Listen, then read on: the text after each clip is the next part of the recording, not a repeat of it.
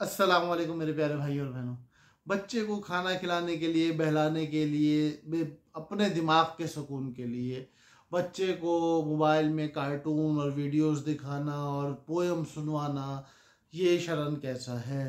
तो भाई याद रखो, बच्चा मुकल्लफ नहीं है, तो इसलिए बच्चे पे म्यूज़िक सुनने का भी गुनाह नहीं है, वीडियोस के अंदर बाकी बनाते रहते हैं वो देखने का भी गुनाह नहीं है। लेकिन बच्चे की दीनी तरबियत की कोशिश करना आपकी जिम्मेदारी है। और बच्चा जब आपके मातहत रहते हुए आपकी ज़ेर सरपरस्ती ऐसे कार्टून्स, ऐसी वीडियोस देख रहा है जो कि गैर शरई लिबास के ऊपर, गैर शरई आवाज़ के ऊपर, गैर शरई माहौल के ऊपर, गैर शरई साज के ऊपर मुश्तमिल है, तो मेरे प्यारे भाई, मेरी प्यारी बहन, उसकी बुरी तरबियत का गुनाह आपके सर पे।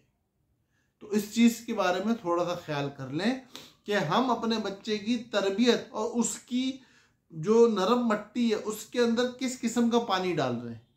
हम अपनी सूखी स्लेट पे क्या लिख रहे हैं। बचपन से अगर वो गाने सुनने का, म्यूजिक सुनने का आदी हो जाएगा तो उसके बाद फिर बड़े होने के बाद आपको क्या लगता है कि वो अल्लाह का वली बनेगा? इसलिए अपने बच्चे की दीनी तरबियत की फिक्र करें, उसको अल्लाह वालों की, अल्लाह के नबी सल्लल्लाहु अलैहि वसल्लम और दीगर अंबिया की कहानियाँ खुद याद कर करके सुनाएं।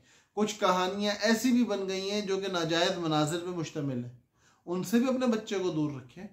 तो अपने बच्चे को ऐसी कहानियाँ सुनाएं कि जिन कहानियों की वजह से उसके दिल दिमाग के अंदर अपने अंबिया को आइडियलाइज करने की सकत पैदा हो। उम्मीद है मेरे भाइयों को, मेरी बहनों को बात समझ में आई होगी। उनकी जो तफरी है, उनके दिल लगी है, उनके बहलाने फुसलाने के लिए जायज़ ज़राए को इस्तेमाल करने की कोशिश करें ताकि आपकी आखिरत का सरमाया बन सके, उनकी आखिरत का सरमाया बन सके। वस्सलाम।